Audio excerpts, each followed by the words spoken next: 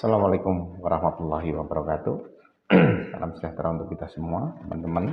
Berjumpa kembali dengan saya, Cipto Suproto, tutor dari komunikasi bisnis. Kita sudah sampai di pembelajaran yang ketiga, teman-teman, dengan topik yaitu komunikasi lintas budaya. Jadi pada modul 3 ini, teman-teman, kita akan belajar bersama tentang bagaimana nanti teman-teman itu mempelajari, menganalisis situasi komunikasi antar budaya dalam kegiatan komunikasi bisnis. Kemudian yang kedua, mampu merencanakan kegiatan komunikasi antar budaya dalam kegiatan komunikasi bisnis. Dan yang ketiga adalah mampu melakukan kegiatan komunikasi antar budaya dalam kegiatan komunikasi bisnis. Dan yang keempat adalah mampu mengevaluasi kegiatan-kegiatan komunikasi antar budaya dalam kegiatan komunikasi bisnis. Jadi di modul 3 ini teman-teman akan diberikan pemahaman seperti itu supaya bisa membekali teman-teman dalam berkomunikasi bisnis dalam lingkungan yang lintas dan juga antar budaya. Mungkin kita masuk pada definisi bahwa pengertian dari komunikasi antar budaya adalah proses komunikasi yang berlaku atau berlangsung di antara orang-orang yang berbeda budaya. Kemudian yang lebih penting lagi, teman-teman harus bisa membedakan antara komunikasi antar budaya dan lintas budaya. Jadi, kalau proses komunikasi antar budaya itu dilakukan oleh dua orang yang berbeda latar belakang budayanya.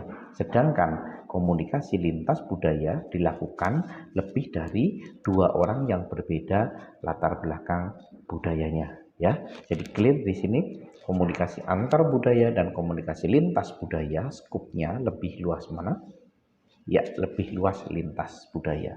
Istilahnya kalau antar itu hanya berhadapan-hadapan, satu lawan satu, dua orang yang berbeda. Tetapi ketika lintas berarti itu ada lebih dari dua latar belakang ya yang saling berinteraksi.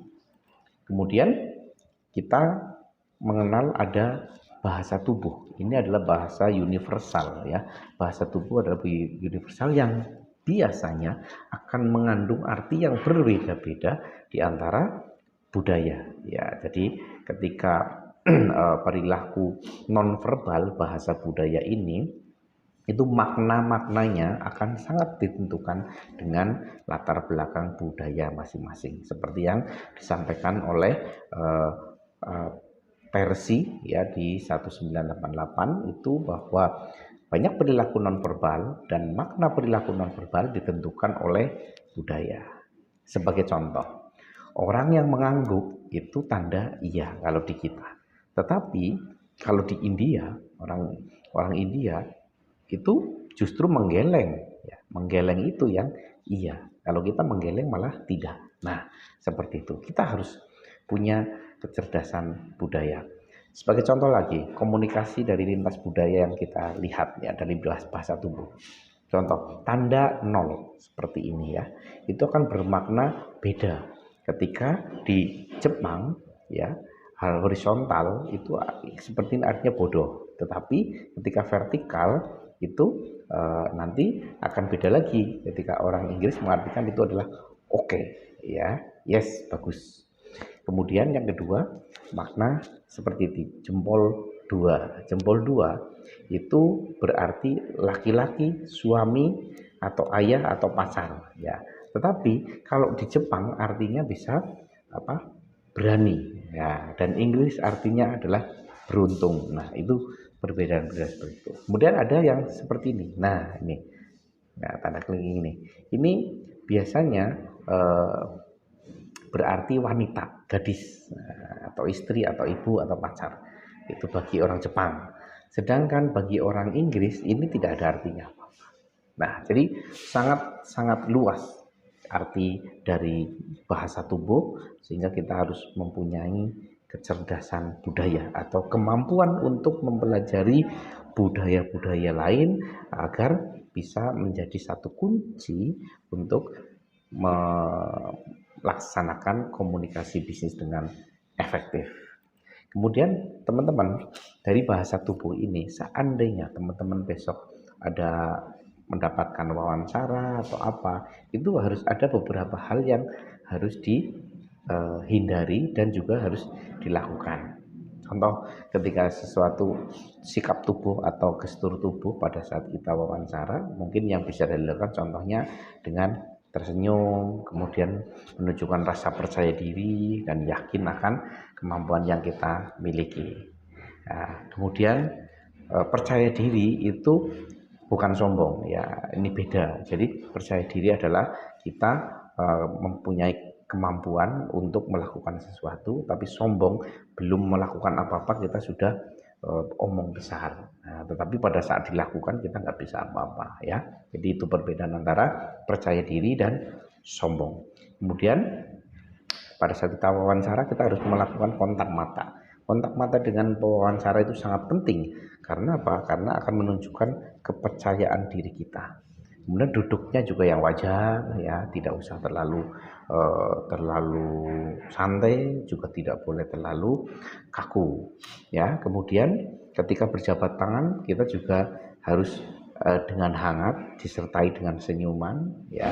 Jadi jangan sampai kaku. Kemudian jangan lupa setelah selesai wawancara ucapkan terima kasih ya, dan juga atas perkenan untuk mengundang dan memberikan pengalaman untuk wawancara. Itu sikap-sikap yang bahasa tubuh yang bisa dilakukan pada saat kita wawancara. Tapi ada juga yang tidak boleh atau dihindari pada saat kita melakukan wawancara. Yang pertama contohnya kita menyimpan benda-benda pribadi atau siku tangan di atas meja pewawancara karena melakukan itu zona dari pewawancara ya. Jadi seperti ini terus ini itu juga nggak boleh ya. Kemudian kita memakai parfum atau wanginya berlebihan. Kalau memakai parfum dan wanginya berlebihan itu akan membuat tidak nyaman si pewawancara. Kemudian ketika ditanya kita menunduk gitu. Ya itu kayaknya itu menunjukkan kita tidak percaya diri. Kemudian kita kontak mata yang berlebihan, kita terlalu memandang kepada si pewawancara, oh namanya pandang terus itu nggak sopan ya. Jadi jangan terlalu. Terus kemudian cengengesan ya, terlalu banyak guyon, cengengesan itu juga tidak boleh dalam menjawab pertanyaan dari wawancara. Kemudian ketika kita gugup kemudian kita menggoyang-goyangkan kaki gitu, itu juga tidak diperbolehkan ya. Jadi si pewawancara merasa ganggu dan juga dia langsung bisa menyimpulkan bahwa oh ini anak tidak kompeten, tidak percaya diri. Nah seperti itu, jadi harus hati-hati. Kemudian coba kita akan lihat bahwa tadi saya sudah sempat sedikit menyinggung di depan adanya kecerdasan budaya. Teman-teman mungkin bertanya-tanya, apa itu kecerdasan budaya? Kecerdasan budaya merupakan suatu kemampuan di mana kita untuk bisa berkembang secara personal ya, melalui belajar terus-menerus secara berkesinambungan untuk memahami ya, memahami budaya-budaya, keanekaragaman budaya ya. Kemudian juga secara efektif kita juga bisa menghadapi orang-orang dengan latar belakang budaya dan pemahaman yang berbeda ya. Itu satu definisi dari Bibikova dan Kapelnikov dari 2006. Jadi itu adalah kecerdasan budaya, kemampuan secara berkesinambungan, kemampuan personal kita yang selalu belajar untuk memahami perbedaan-perbedaan nilai-nilai dari budaya yang berbeda-beda untuk menunjukkan satu apa namanya kecerdasan di mana kita itu bisa melakukan komunikasi antar budaya. Ya, jadi intinya kecerdasan budaya adalah kegiatan belajar terus-menerus untuk memahami keragaman budaya. Ya, jadi kita harus punya yang namanya kecerdasan budaya. Kemudian kalau gaya komunikasi teman-teman itu menurut definisi dari Edward T. Hall bahwa komunikasi itu ada dua, komunikasi tingkat tinggi dan komunikasi tingkat rendah, atau komunikasi konteks tinggi atau komunikasi konteks rendah ya.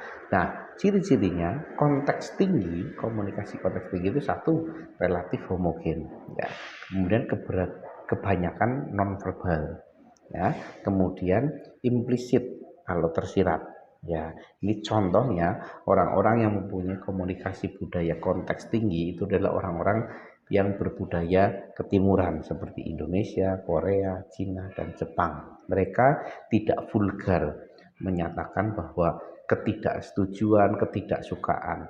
Contoh kalau orang Jawa, katakanlah ketika kita eh, mau memberikan pemahaman bahwa itu sesuatu yang tidak baik. Kita sering mendengar kata ora ilok gitu ya, atau tidak elok. Nah, itu. Tapi tidak dijelaskan dengan makna yang harfiahnya. Kemudian kalau komunikasi konteks rendah itu adalah komunikasi dari kebanyakan orang Eropa dan Amerika. Jadi langsung to the point, eksplisit, kemudian verbal. Verbal itu dalam bentuk kata-kata, baik tulisan maupun kata-kata ya. Jadi contohnya adalah budaya orang Barat itu tadi. Ketika mereka tidak suka ya mereka akan bilang tidak suka. Kemudian ketika mereka mau lakukan satu perjanjian juga mereka harus ada hukum-hukum yang tertulis detail ya. Jadi itu gaya komunikasi yang harus kita pelajari. Nah, di situ juga kita harus tahu bahwa di mana kita harus menggunakan budaya konteks tinggi maupun budaya konteks rendah. Jadi ada strateginya, pilihan strateginya bagaimana. Katakanlah ketika kita konteks tinggi itu kita adalah suatu komunikasi yang ketika tidak langsung, kemudian santun dan ambigu. Nah, itu kalau konteks rendah itu langsung, konfrontatif dan jelas.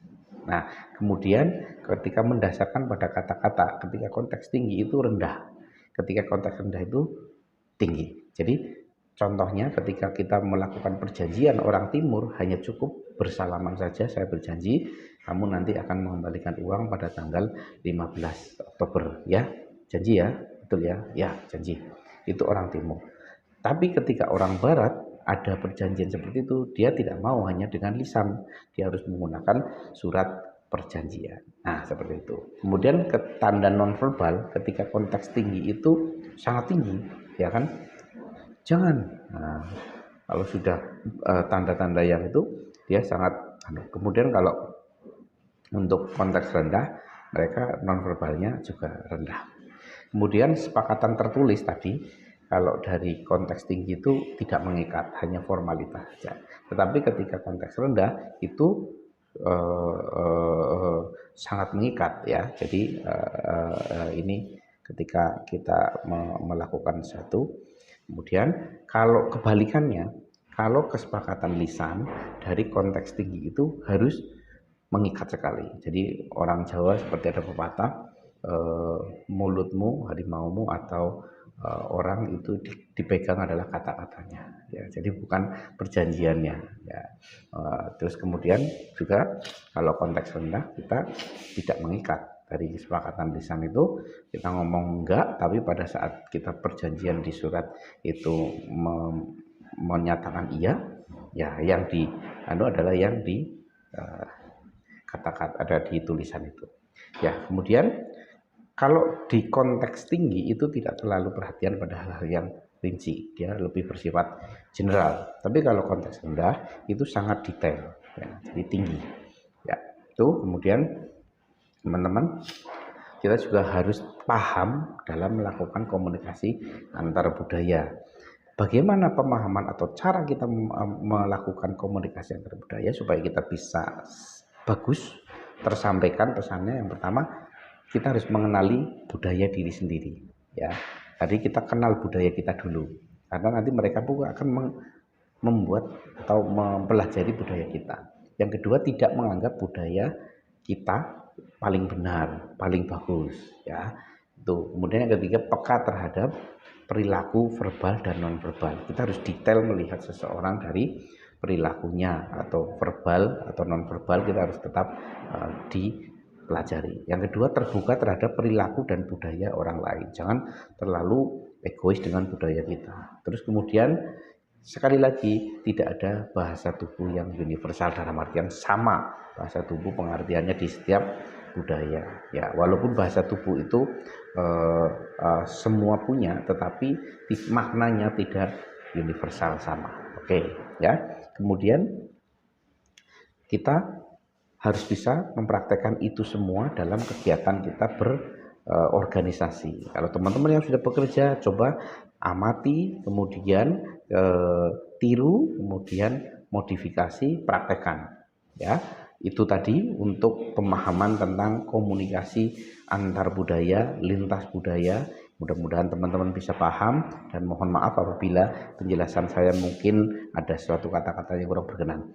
Sampai ketemu di tutorial selanjutnya, dan jangan lupa kerjakan tugas tutorial pertama dan juga latihan tes formatif. Terima kasih. Wassalamualaikum warahmatullahi wabarakatuh.